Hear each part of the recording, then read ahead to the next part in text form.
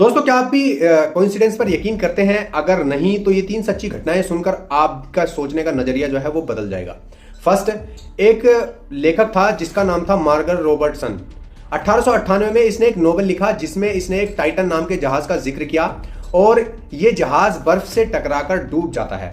अब असल जिंदगी में 14 साल बाद चौंकाने वाली बात होती है, एक टाइटैनिक नाम का जहाज बनाया जाता है और वो भी बर्फ से टकराकर ही डूब जाता है।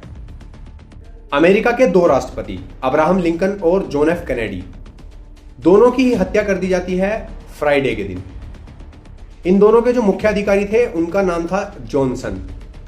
अब जो अब्राहम लिंकन थे उनका जो राष्ट्रपति काल था वो 1860 था और जॉन एफ कैनेडी थे उनका जो कार्यकाल था वो 1960 का था।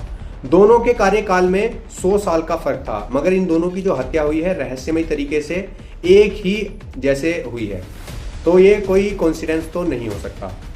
अब लास्ट 1945 में हिरोशिमा और उसके 6 दिन के बाद नागासाकी पर बॉम्ब गिराया गया, मगर जो इस बॉम्ब को गिराने में पायलट थे जिन्होंने प्लेन ले जाकर वहां पर बॉम्ब गिराया था, तो पहले पायलट का नाम था एलोना और दूसरे का नाम था स्विनी।